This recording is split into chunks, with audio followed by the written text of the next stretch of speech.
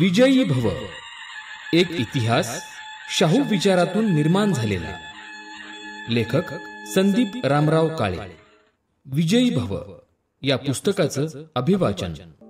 या भागात आपण ऐकूयात EEPच्या लाभार्थी विद्यार्थिनी प्राजक्ता दिवेकर यांचं सारथीबद्दलचं मनोगत. प्रत्येक संधी ही परिवर्तनाची सुरुवात असते.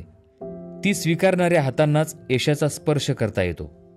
प्राजक्ता शंकर दिवेकर वरवंड सारख्या छोट्या गावात वाढलेली एक साधी पण स्वप्नांनी भारलेली मुलगी. आई वडिलांच्या कष्टाच्या सावलीत आपलं आयुष्य उभं करायचं आहे ही जाणीव तिला लहानपणापासूनच होती.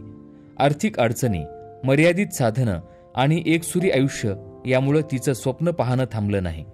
उलट जिद्द आणि प्रयत्नांनी परिस्थितीला हरवून पुढे जाण्याचा तिचा निर्धार अधिक ठाम होत गेला. प्राजक्ताचं कुटुंब 4 जणांचं. वडील टेलर, आई शेतात राबणारी आणि तिचा कॉलेजात शिकणारा भाऊ.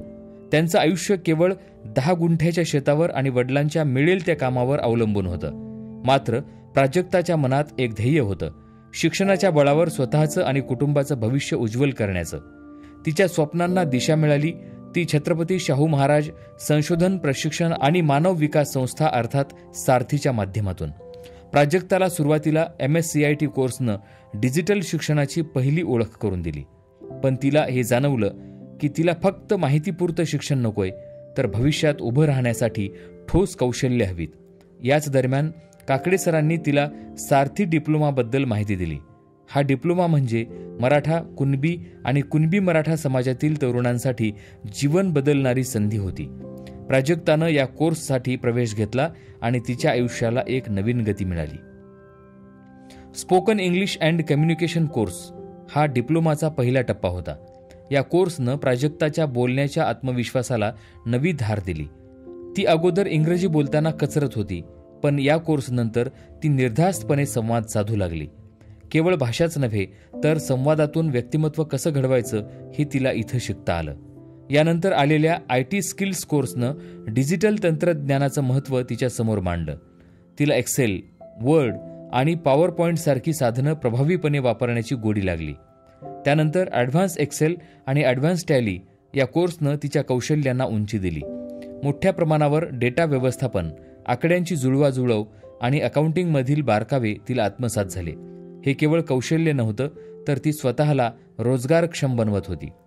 या डिप्लोमाच्या प्रवासात वीर बाजी पासलकर शिकता शिकता कमवा योजना प्राजक्तासाठी वरदान ठरली. या योजनेतून तिला ऑनलाईन फॉर्म भरण्यासारखी कामं मिळाली. यातून तिला मिळणाऱ्या कमाईनं तिनं स्वतःच्या शिक्षणाचा आणि घरच्या खर्चाचा भार हलका केला.